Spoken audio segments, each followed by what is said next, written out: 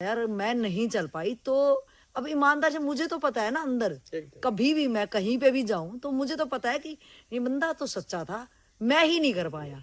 तो मेरी आत्मा खुद की धिक्कारेगी कि वहां तो कोई कमी नहीं थी, बस मेरे में करने में कमी थी, जो आज तक ये कभी नहीं हुआ।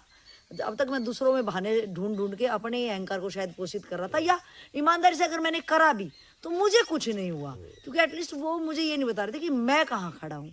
आज मुझे पता चला मैं यहाँ खड़ा हूँ, ये मेरी स्थिति है, और मुझे आपने दिखाया कि मैं कहाँ खड़ा हूँ।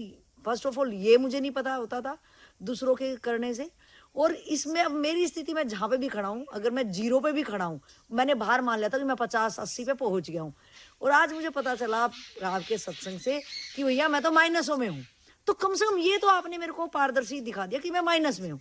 अब मुझे माइनस से यात्रा कैसी करनी है कि कम से कम मैं जीरो पे तो आ पाऊँ, और जीरो से फिर 1 पे चला जाऊँ।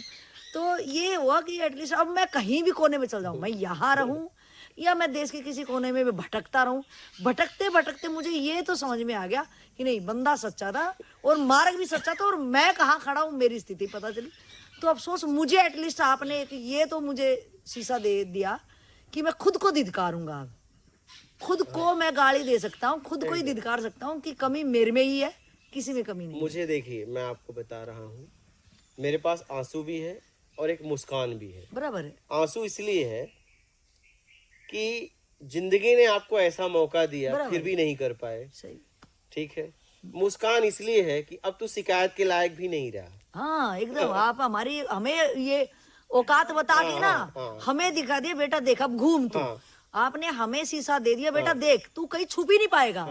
तो आपके लिए दोनों है मेरे पास। एकदम क्या बिल्कुल। मैं एक बार आपके लिए आंसू आते हैं कि जीवन ने आपको इतना अच्छा मौका दिया, और आप जिसके लिए आपका जन्म हुआ था कर सकते थे, प्रकृति ने आपको इतनी अच्छी व्यवस्था दी, सब दे दिया, तो भी नहीं कर पाए, इसलिए आंसू आ जाते हैं।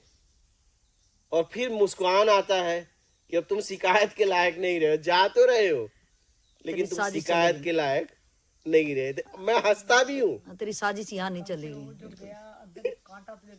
मैं बहुत हंसता हूँ जाने के बाद।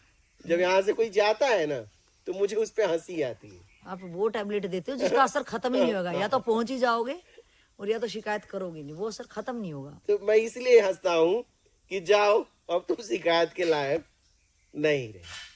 तो पहले जैसे भी नहीं रहे अब तो। एकदम। तो मुझे बहुत हंसी आती है। बिल्कुल सही।